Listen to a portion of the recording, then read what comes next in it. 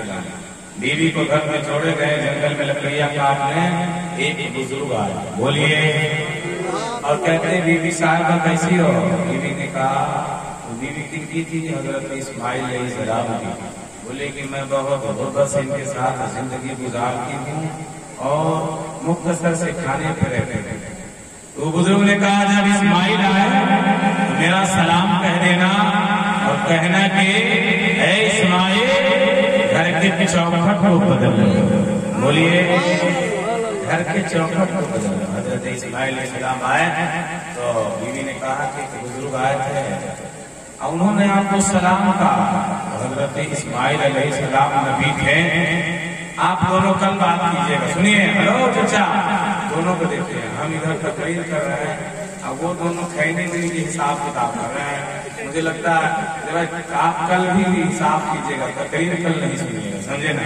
میرے آ گیا ہوں تو سننا آپ کا کام ہے، ورنہ ہم کو اپنا کٹریس مال کچھ پیش کر کے اپنا نہیں کر لیں گے، سمجھے کہ نہیں؟ ہم میلاد بھی پڑھ لیتے ہیں، کیونکہ میلاد نہیں پڑھیں گے تو آپ سے ہمیں جان پہچان کیسے ہوگی، ملاقات کیسے ہوگی؟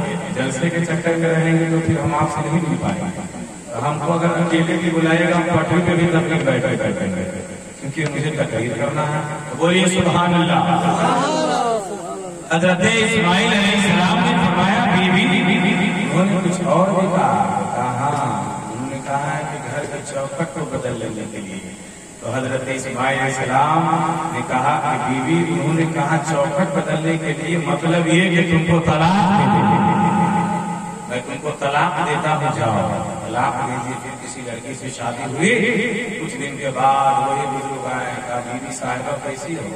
کہا کہ بزرگ بہت اچھی ہوں، میرا شوہر خوش رکھتا ہے، میں یہاں زمزم پیتی ہوں، کھجوریں کھاتی ہوں اور مست رہتی ہوں۔ بولیے، جب اسماعیل علیہ السلام گھر آئے، بیوی سے پوچھے کہ کیا بات ہے؟ بیوی نے کہا بزرگ آئے تھے، سلام بولے ہیں، بلاب کچھ کہا؟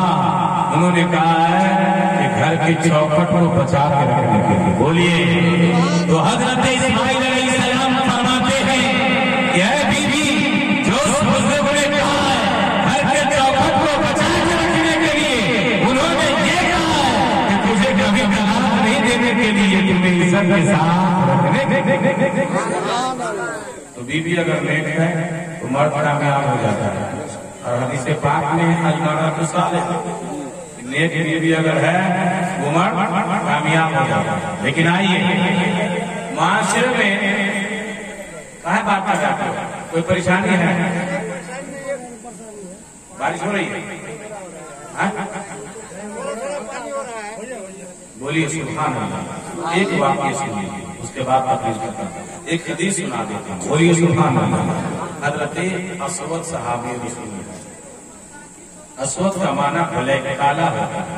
حضرت اسود صحابی رسول نبی کریم کی بارگاہ میں حاضر ہوتے، عرض کرتے ہیں یا رسول اللہ، میں بہت غریب ہوں، مجھے شادی کی ضرورت ہے۔